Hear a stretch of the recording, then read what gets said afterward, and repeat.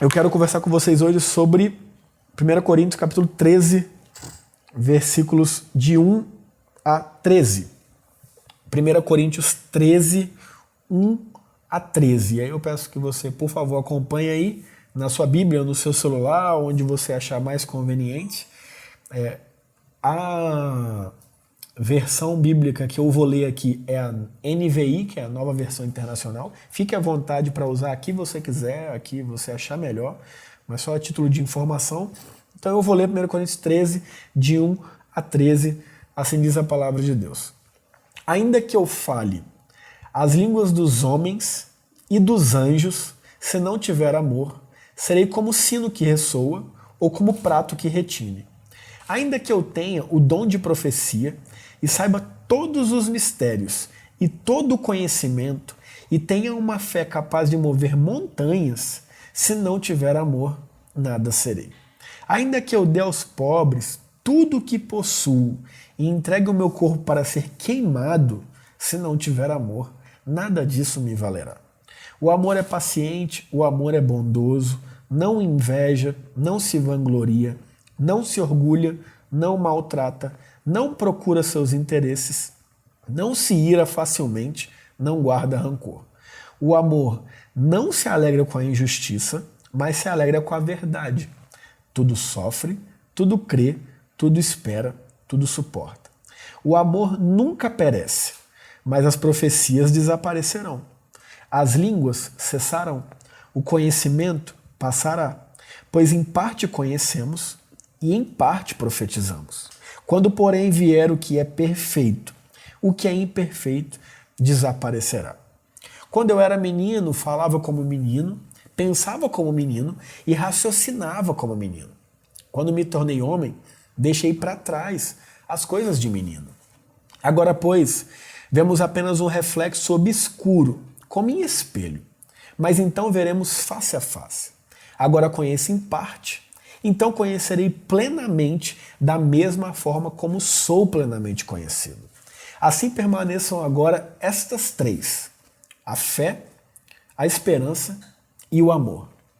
O maior deles, porém, é o amor.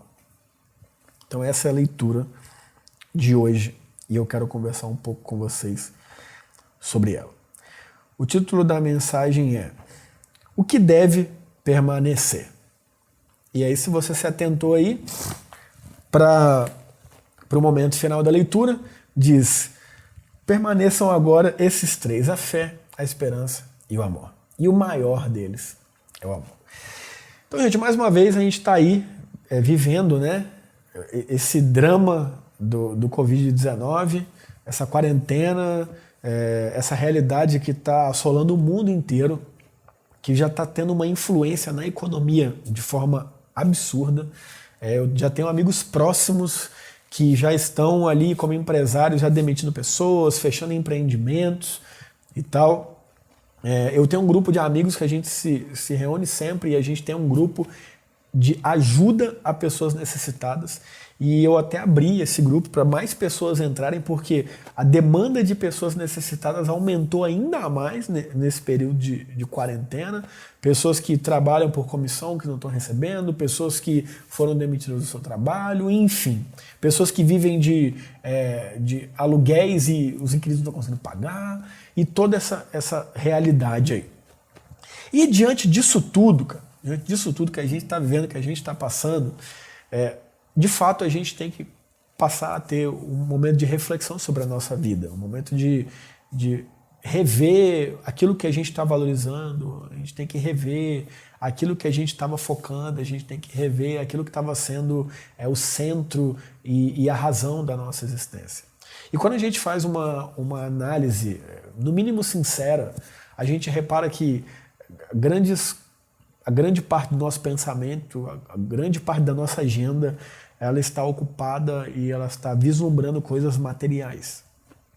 Coisas que, cara, são completamente perecíveis, sabe? Que quando a gente morrer, a gente não vai levar. Repara que 90%, e eu acho que eu estou chutando baixo, 90% do que retira a nossa paz está diretamente ligado a coisas. Ou está ligado a bens materiais, que não deixam de ser coisas, obviamente. E aí vem um baque desse no mundo, um vírus de uma gripe. Nunca imaginar que uma gripe é poder parar pneumonia, né, vamos colocar assim, poder parar o mundo e tá aí. Agora o mundo parou, a gente tá vivendo essa realidade louca. E diante disso tudo, nessa semana, eu refletindo sobre isso, eu me recordei desse texto aqui. E por que esse texto me encaixa muito, muito, muito perfeitamente?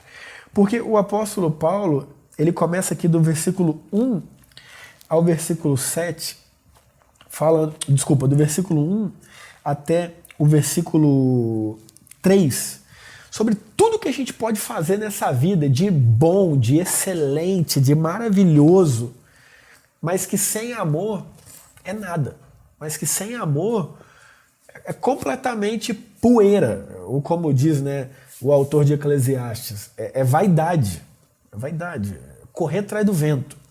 E ele fala aqui, ó, ainda que eu fale as línguas dos homens e dos anjos, se não tiver amor, eu vou ser como o sino que ressoa, como o prato que retira, ou seria só barulho. Você pode falar todos os idiomas, cara. Você pode falar línguas celestiais. Você pode falar tudo de questão de ciência humana, idioma humano. Se não existe o amor à frente disso aí, motivando isso aí, nada, nada, não vale de nada. Ele fala, ainda que eu tenha o dom de profecia e saiba todos os mistérios e todo o conhecimento. Ou seja, profecia falando biblicamente, 92% das profecias bíblicas são palavras de sabedoria para o tempo presente, 8% remetem a um futuro. Então, se você é uma pessoa que tem muita sabedoria para o tempo presente e ainda para o futuro, se não tiver amor, nada. Nada. Vai ficar aqui. Vai morrer aqui. Vai acabar aqui, nessa terra. Ele fala, ainda que eu tenha a fé capaz de mover montanhas. Jesus fala, né, que se você tiver fé do tamanho do grão de mostarda, você diz para essa montanha, vai para lá e ela vai. Ou seja, no tamanho do grão de mostarda você consegue fazer isso. Se você tem mais do que isso, nossa, quer dizer, você pode ter a fé para fazer milagres e prodígios sem tamanho. E Jesus ele fala, se não tiver amor, cara, também não vale de nada. Obviamente que é impossível uma pessoa que tem uma fé desse tamanho e não tem esse amor, que é Cristo. Mas ele tá fazendo aqui, Paulo, ele tá fazendo um jogo de palavras para mostrar pra gente que você pode ser o melhor, o maior, ter muito dinheiro, ter muito empreendimento, ter muito comércio, ter muita ciência, ter muito conhecimento, ter muito sucesso na sua vida, seja espiritual, seja material, seja o que for. Se você não tem o amor, que é Cristo, que é verdadeiramente a encarnação de Deus, cara, de nada tá valendo isso aí. E quando a gente chega numa situação como essa que a gente está vivendo agora, a gente começa a ver que coisas que a gente se apoiou na nossa vida, uns no conhecimento, outros nos bens materiais, outros nos seus títulos, outros nas suas igrejas, outros e etc, etc, etc. Agora tá aí, cara, tudo parado, a igreja não pode se reunir mais. Aquelas que têm estrutura para fazer culto online como a gente está fazendo, quem não tem, e aí, como é que está sendo? Entendeu? E às vezes a gente está se apoiando em coisas que são boas, mas não são Deus. Igreja não é Deus. Rituais não é Deus. Sabe? São coisas boas sim. Poxa, conhecimento não é bom, fé não é bom. Línguas dos homens, línguas dos anjos, enfim, essas coisas são boas. Mas se não tiver como foco principal o amor que é Deus, de nada vale. E eu acredito que cabe muita reflexão diante de tudo que a gente está vivendo agora, cara. A gente se apoiou muito tempo nessas coisas. Eu falo por mim. Quanto eu me apoiei nessas coisas na minha vida, no meu ministério, e agora eu estou aí olhando e falando assim, cara, toda a minha razão de ser tá aí, parado, estou em casa o dia inteiro. E aí você pode pensar assim, nossa, ele deve estar atendendo muitas pessoas agora online. Tô nada, porque as pessoas estão em casa. Mas provavelmente elas estão lá com os filhos também, ou estão lá com a família toda, então elas não conseguem ter um momento sozinhas também para ir num quarto, às vezes, e fazer um atendimento. Então, eu estou atendendo pouco. E aí eu me coloco à disposição aqui, se você está precisando e tal, você me chamar para poder trocar uma ideia também. Ou seja, a minha razão de ser em coisas boas, no meu ministério e tal, então aí, ó, foram arrancadas de mim, entendeu? Porque o vírus chegou. Como eu nunca imaginei que eu ia viver nessa terra. Pandemia de quarentena, isolamento social, uns dizem, outros afastamento social e tal. Mas ele continua dizendo assim, ainda que eu dê tudo os meus bens aos pobres, e eu entrego o meu corpo para ser queimado, se eu não tiver amor, nada disso me valerá. Então eu estava falando daquelas pessoas que se apoiam nos bens materiais e no conhecimento e tal, mas também tem aquelas pessoas que são o contrário. Elas não se apegam ao ponto de dar tudo e elas são pessoas generosas que investem tudo que elas têm para ajudar as pessoas. Cara, ótimo, mas se ainda assim não tiver amor, nada. Você pode ser aquela pessoa que dá sua vida para morrer. Não, eu morro para ajudar os necessitados. Cara, que legal, muito bom, mas se não tiver amor, se não tiver a descrição do amor que ele vai passar a partir de agora, não é nada. E ele continua dizendo assim, o amor é paciente, o amor é bondoso, não inveja, não se vangloria, não se orgulha, não maltrata, não procura os seus interesses, não se ira facilmente, não guarda rancor. O amor não se alegra com a injustiça, mas se alegra com a verdade. Tudo sofre, tudo crê, tudo espera, tudo suporta. O amor nunca perece, mas as profecias desaparecerão, ou seja, quando a gente chegar no céu, não vai ter mais profecia lá. Só vai ter amor, que é Deus. Entenda, eu já ouvi pessoas pregando falando assim, substitua o amor por seu nome. Então, o candonga é paciente, o candonga é bondoso, o candonga não inveja, o candonga... Parei. Quem que consegue se enquadrar nisso aqui? É dificílimo, é impossível. Só um conseguiu se enquadrar nisso aqui, Jesus Cristo. Aqui é o amor perfeito, é Deus. Gente, esse amor aqui não é esse amor de Instagram não, tá? Não é esse amor de hashtag te dolo, migo. Não, esse amor aqui é Cristo. Não é esse amor hoje da sociedade aí que eu te amo, conhece 2 dias, amo. Não, é o amor real, entendeu? É o amor em essência, é a encarnação viva de Deus aqui na pessoa de Jesus, o Filho, sendo esse amor. E aí ele vem falar, o amor nunca perece, porque as profecias vão passar, e tudo isso vai passar, língua vai passar, conhecimento vai passar. Agora no céu só vai ficar o amor, que é Cristo, que é o próprio Deus. Então por isso que ele é a essência de tudo, em todos, e deve ser essa a nossa realidade. Porque por mais que seja tudo maravilhoso que a gente vive, que a gente desfruta aqui, gente, ninguém vai levar iPhone 11 pro céu. Ninguém vai levar carro zero pro céu. Ninguém vai levar empresa pro céu. Ninguém vai levar nada material e humano pro céu. Ninguém vai levar currículo pro céu. Olha tudo que eu fiz aqui. Ó, então. Não vai. Isso não vai existir lá. O que vai existir lá é uma igreja vivendo, que no caso a igreja, né, são os discípulos e discípulas de Jesus, não ligado à placa, obviamente, que estarão lá vivendo a plenitude da existência deles, ligado diretamente ao Pai. Entendeu? E isso, por mais que seja pleno lá, já deve ocupar nossas mentes e os nossos corações aqui também. E quanto que a gente se distraiu a respeito dessas coisas diante da correria que a gente estava vivendo? Quanto que a gente esqueceu disso? A gente vive conectado, a gente vive com a agenda apertada, 24 horas não está dando, dorme pouco, corre demais, faz demais. E quanto a gente esqueceu que a gente está aqui de passagem e a gente vai viver a eternidade com Deus? E muitas vezes as frustrações que a gente vive, as doenças psicológicas que a gente desenvolve, tudo que a gente vai passando na nossa vida, muitas vezes é por estar esquecendo disso, é por não focar a mente nisso, é por não se conectar a Deus dessa forma.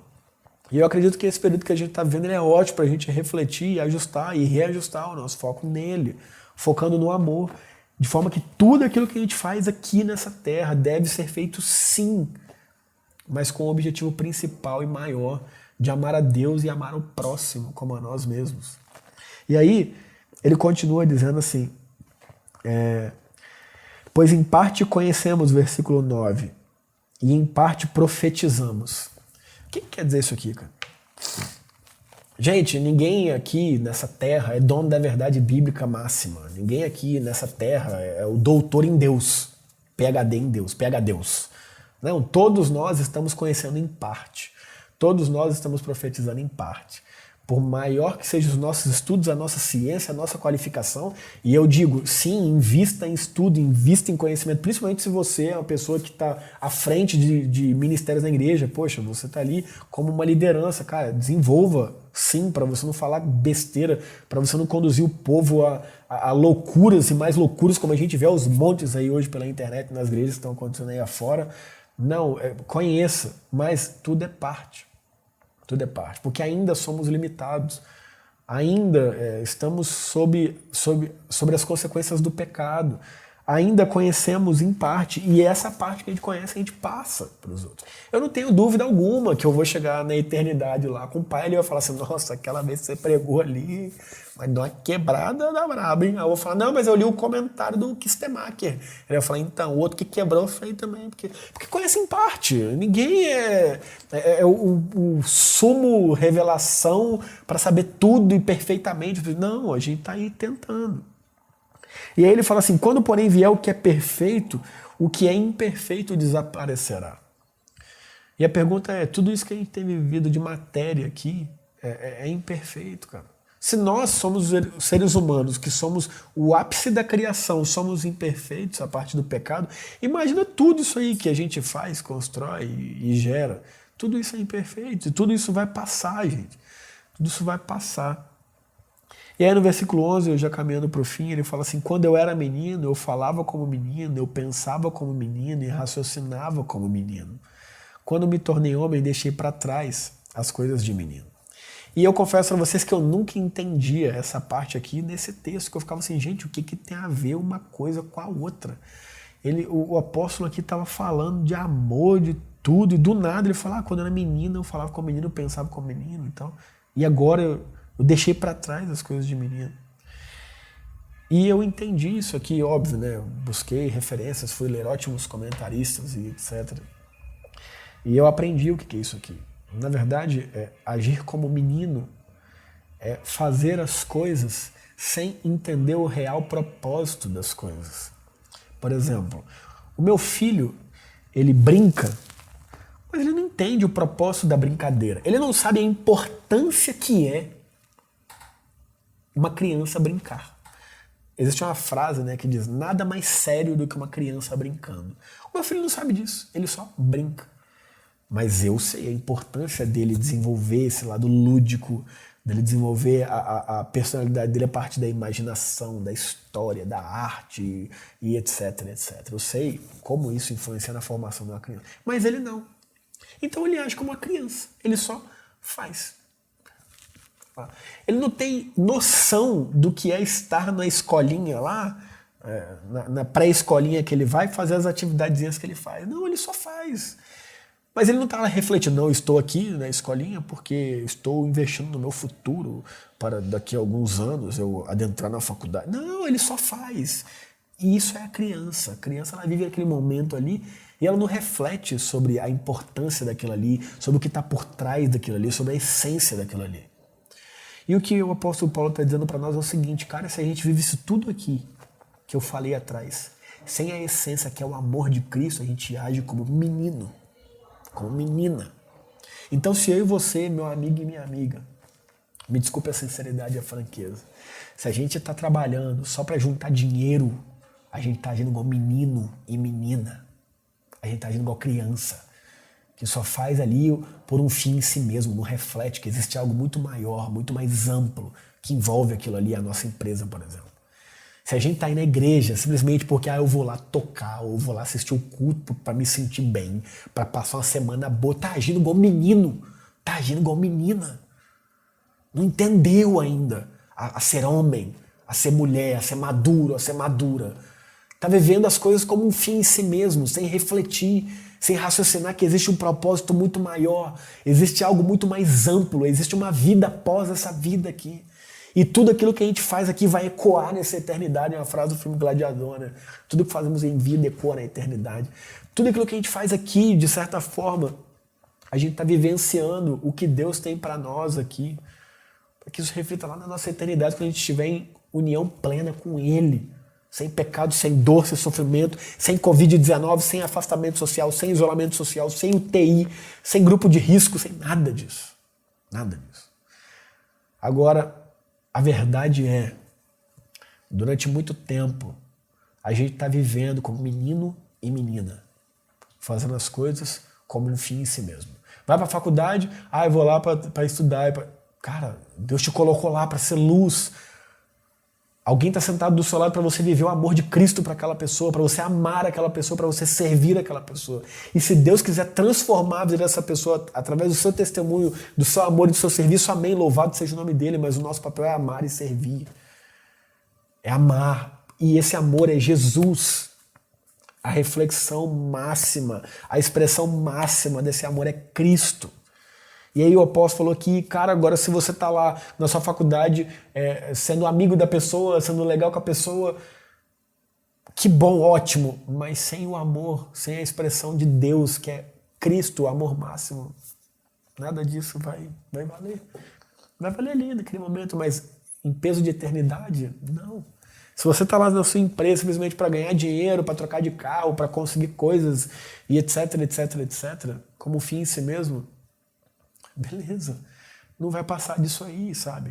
Menino, menina. Se eu, como pastor, simplesmente estou vendo meu ministério para ir lá atender pessoas e ser útil na vida delas e levar um conhecimento legal, sem a essência real, que é o amor de Jesus por trás disso, lidando com essas coisas como fim em si mesmo, é o que ele falou aqui, você pode ter maior fé, você pode ter conhecimento, sem o amor não vai valer de nada, não vai valer de nada. E quantas vezes eu falo, gente, que eu como pastor, eu vivo isso. Simplesmente fazendo as coisas como fim em si mesmo, como um menino. Vou pregar, para ser bênção na vida das pessoas e as pessoas gostarem de mim. Não é essa a essência. Não é essa a essência. Tudo bem, isso faz parte do nosso ser, a aprovação é legal, mas a gente tem que sempre ter como foco fazer as coisas para Deus, porque Ele é o nosso Senhor e Salvador. E óbvio, se a gente faz as coisas para Deus, isso envolve amar e servir o nosso próximo, porque não faz sentido lógico algum a gente fazer algo para Deus que vá prejudicar o nosso próximo, que vá fazer o nosso próximo ficar mal, ruim. Não, isso não condiz com a realidade do Evangelho. E aí eu caminho para o versículo 12, que ele fala assim: agora, pois, vemos apenas um reflexo obscuro como em espelho. Como assim? Lembra que na época que isso aqui foi escrito, o espelho, ele era como se fosse uma chapa de ferro escura, não era bem polida, né? E aí via-se o reflexo aí meio obscuro, sabe? Não era como espelho hoje, límpido, pleno, que eu me vejo no espelho como eu vejo, por exemplo, a imagem aqui que está me mostrando e tal. Pleno. Não. Era algo obscuro. O espelho era uma chapa de metal polida dentro das realidades e limitações da tecnologia da época, que trazia ali, né, aquele reflexo obscuro. Ele fala, hoje a gente vive assim. A gente vê como um reflexo obscuro, entendeu? A gente está tateando Deus ali, a gente encontrou Deus por meio de Cristo, mas a gente não sabe a revelação máxima do seu ser, da sua glória, da sua perfeição e da sua revelação geral. E quando que a gente vai saber? Quando a gente estiver na eternidade. Lógico que ele vai saber tudo de Deus, porque Deus ele é eterno e ilimitado. Então vai ser a eterna busca de conhecer esse Deus, ele se revelando a nós e a gente cada vez mais surpreso. Eu falo que deve ser um sentimento muito massa, né? Quando a gente recebe uma boa notícia de algo que a gente não sabia, que a gente fica tipo, nossa, sério? Eu falo, cara, o céu vai ser uma eternidade disso, porque Deus é fonte limitada de tudo que há de melhor. Entendeu? Então, eternamente. A nossa mente não alcança. Eu tento descrever aqui, mas não alcança. Eternamente em máximo êxtase, prazer e esperança, amor. É louco, é só lá. É só quem tá lá já vivendo isso para saber. Então, e aí, ele fala assim, né? Agora conheço em parte, reforçando, né, aquilo que eu falei no versículo 9, pois em parte conhecemos, em parte profetizamos. E aí no versículo 12 ele retoma isso, agora conheço em parte. Então conhecerei plenamente, da mesma forma como sou plenamente conhecido. Ou seja, Deus nos conhece plenamente, Ele nos criou. Ele é o meu Criador, Ele é o seu Criador, Ele é o meu Pai, Ele é o seu Pai. Todos aqueles que têm Jesus Cristo como Senhor e Salvador foram adotados por Deus. Não porque seguem uma linhagem judaica, não porque têm ligação consanguínea com Jesus, não. Mas porque Cristo, aqueles que estão em Cristo, eles se tornam filhos de Deus. É muito comum a expressão que a gente fala, todos são filhos de Deus. Não, todos são criaturas de Deus. Todas são criaturas de Deus. Filhos de Deus são aqueles que têm Jesus Cristo, que não tem a ver com religião, que não tem a ver com placa de igreja, tem a ver com ter Cristo como seu Senhor e Salvador. Entendeu? Não está ligado ele fez o cursinho lá da igreja e ele... Não, vai muito além disso, vai muito além disso. Isso faz parte? Faz. Eu sou pastor de uma igreja, eu estou numa igreja, eu convido pessoas para ir à minha igreja. Pô, é sensacional. Mas vai muito além de estar na igreja. É realmente estar ligado a esse Jesus, a ter um relacionamento real com esse Jesus, que nos torna filhos de Deus. E aí, esse Deus que nos conhece plenamente um dia se revelará a nós na eternidade. E aí ele conclui no versículo 13 dizendo: assim permaneçam agora estes três: a fé, a esperança e o amor. E o maior deles é o amor. Sabe o que eu acho interessante? Onde que a gente vê pessoas buscando fé, esperança e o amor nas igrejas? Vou falar na minha mesmo. A gente quer pregar bem, a gente quer falar em língua, a gente quer falar profecia, a gente quer tocar bem no louvor, a gente quer ser o crente, o estereótipo do crente, né? O crentão. Tem aquele estereótipo de crentão. Ai, fulano é lá da igreja. Mas olha o que o apóstolo está falando aqui. Diante de tudo que ele falou, cara. Ele falou muita coisa grande aqui do versículo 1 ao 4. Muita coisa grande. Muita coisa grande. E diante de tudo que ele falou, cara, você pode dar seu corpo a ser queimado, você pode ser um mártir, você pode ter conhecimento, falar todos os idiomas, falar todas as profecias, falar tudo. Você pode ser um master da igreja, o top dos top, do profeta, de tudo. O que deve permanecer é fé, esperança e amor. E o maior deles é o amor. Sabe o que eu vejo que é um grande problema nosso hoje? É que a gente está buscando muita coisa e a gente está esquecendo da fé, da esperança e do amor. A gente está buscando muita coisa material e está esquecendo da fé, da esperança e do amor. A gente está buscando muita coisa espiritual e está esquecendo da fé, da esperança e do amor. E o resumo de tudo isso aqui é fé, esperança e amor. E a maior delas é o amor, porque, óbvio, o amor aqui está sendo representado como Jesus, o próprio Deus. Uma expressão máxima do ser de Deus. Então, gente, o que deve permanecer diante de tudo isso que a gente está passando aí? É a sua empresa de pé? Tomara, espero, oro por isso. Mas e se não? Que permaneça a fé, a esperança e o amor. O que deve permanecer? A nossa saúde e integridade física? Amém, oro por isso. Eu não quero pegar. Não quero que alguém da minha família pegue. Mas e se pegar? E mais, e se pegar e se morrer? O que deve permanecer? Fé, esperança e o amor. E acima delas o amor. Porque a fé e a esperança também no céu não vão estar lá. Mas o amor vai estar lá. Então, gente, o que deve permanecer na nossa vida diante de tudo que a gente está vivendo e passando? A fé, a esperança e o amor. E a gente está esquecendo dessas coisas. A gente está buscando muita coisa boa, tá, gente? Porque tudo aquilo que foi descrito aqui do versículos 1 ao 3 aqui, e depois colocado ali como expressão do amor, tudo isso é bom. Mas não é o que deve permanecer. Não é o que deve ser o nosso foco. Não é o que deve aquecer o nosso coração e motivar a nossa alma. O que deve ser é a fé, a esperança e o amor. A fé é aquilo que nos faz cada vez mais crer nesse Deus, que é algo que não se explica, sabe? A fé não é algo racional, a fé é algo interno, é motivada pelo próprio Deus em nós. Então, eu sempre falo que a gente não deve pedir, Deus, aumenta a minha fé, porque ele disse que se a gente tiver fé do tamanho do grão de mostarda, a gente move montanha. A nossa oração é, Deus, pelo menos é a minha oração, eu falo, Deus, me dê uma fé consistente, sabe? Que por menor que ela seja, que ela esteja sempre ali, consistente, crendo no que a sua palavra diz, crendo na sua promessa, crendo que o Senhor é o meu Pai, que o Senhor é o meu Deus, que o Senhor cuida de mim, que todas as coisas cooperam para o bem daqueles que te amam, e eu te amo, porque o Senhor me amou primeiro, mas eu te amo, o Senhor é meu Pai, o Senhor me ajuda a ter fé para crer nessas coisas.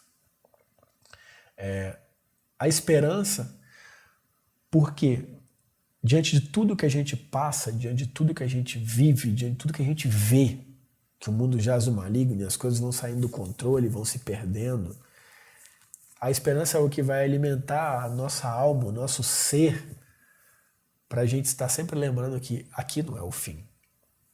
Aqui não é o resumo de tudo. Aqui é apenas o começo. Aqui é apenas um período transitório. Um dia a gente vai estar na eternidade com esse Deus.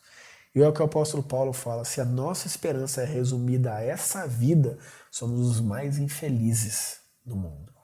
Então a esperança é aquilo que vai nos alimentar a crer que existe algo após isso tudo aqui.